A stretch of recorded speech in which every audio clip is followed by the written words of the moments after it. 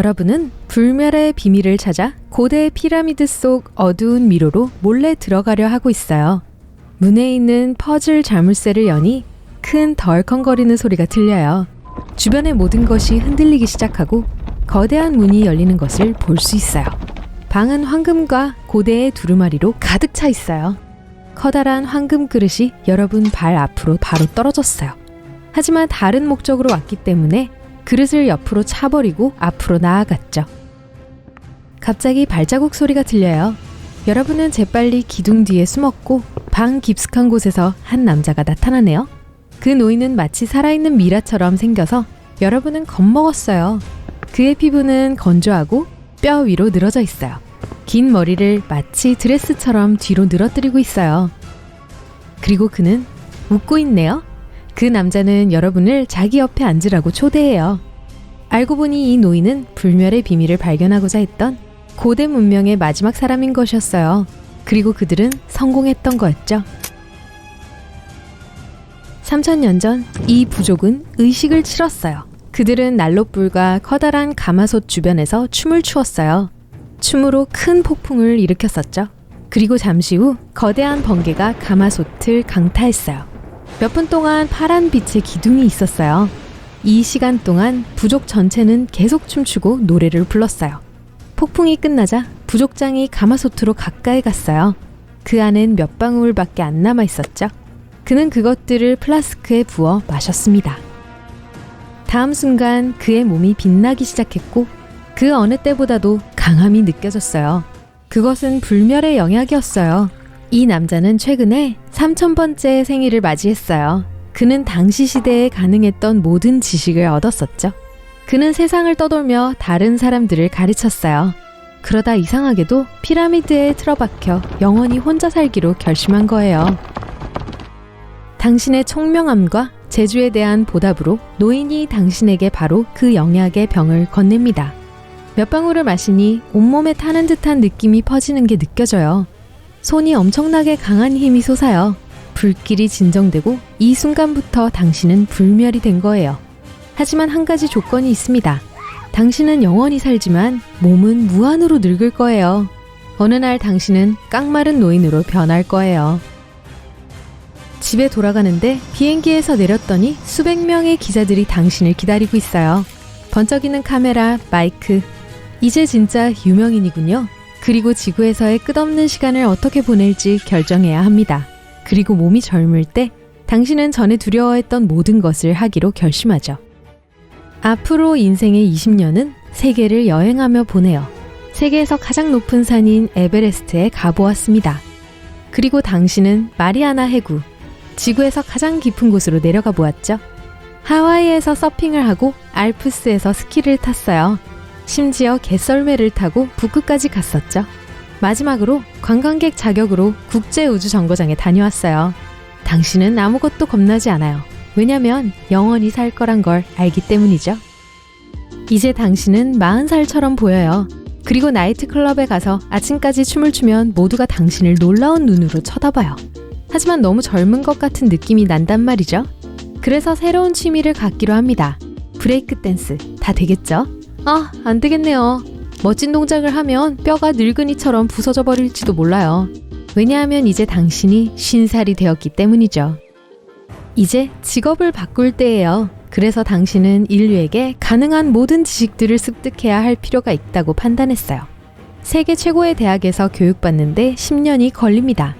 당신은 우리 문명의 메커니즘이 어떻게 작용하는지 이해하고 또 이끌어 나가죠. 그리고 이제 불멸 외에 엄청난 부가 생겼어요.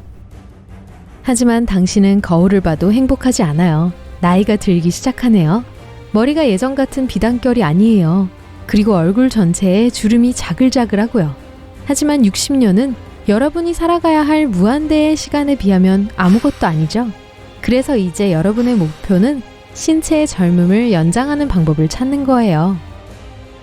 그러기 위해선 현미경을 꺼내서 노화 과정을 연구해야 해요. 우리 몸은 마치 커다란 블록들로 이루어진 거대한 퍼즐 같아요. 그 블록들은 장기들이에요. 그것들은 조직인 더 작은 블록들로 이루어져 있죠.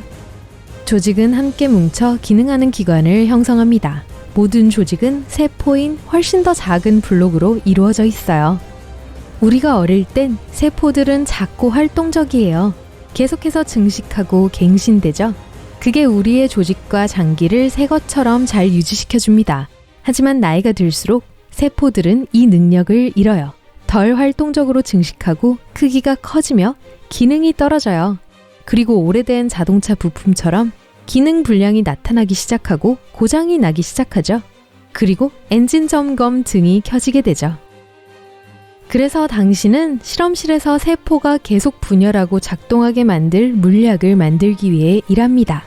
이걸 하느라 인생의 10년을 보냈어요. 이제 당신은 엄청 늙어 보여요. 하지만 10년간 일한 결과는 실패였어요. 다른 과학자들처럼 당신도 세포가 특정 나이가 되면 재생 능력을 상실한다는 결론을 내렸어요. 더 이상 여러 가지 요인들이 우리에게 끼치는 피해를 보상해 줄 수 없어요. 이런 이유 때문에 3000년 된 고대 부족장이 피라미드 안에 숨기로 한 것이었죠. 그는 몸이 위험에 노출되지 않도록 외부의 손상으로부터 자신을 격리시킨 거예요. 안전한 곳에 틀어박혀 있는 게 유일한 해결책인 것 같네요. 피라미드 안의 공기에는 해로운 박테리아는 없었지만 너무 건조해서 노인의 몸을 진짜 미라로 만들어버린 거예요. 그동안 모은 돈으로 꽤 멋진 온실을 지을 수 있을 거예요. 그래서 여러분의 저택 내부에는 박테리아로부터 당신을 보호하기 위해 밀폐된 플라스틱 시트가 붙어져 있어요. 모든 인테리어 가구도 자체적으로 필름이 붙여져 있어요. 또 지구에서 밀폐된 우주복을 입고 정화된 공기를 채운 탱크를 메고 있어야 해요. 그리고 가장 중요한 건 여러 대의 헬리콥터가 당신 집 위로 유리돔을 내려놓아요. 이제 이 수족관은 당신의 영원한 집입니다. 말 그대로 영원히. 집에 있는 모든 손님과 직원들도 여러분이 어디에도 감염되지 않게 기밀복을 입어요.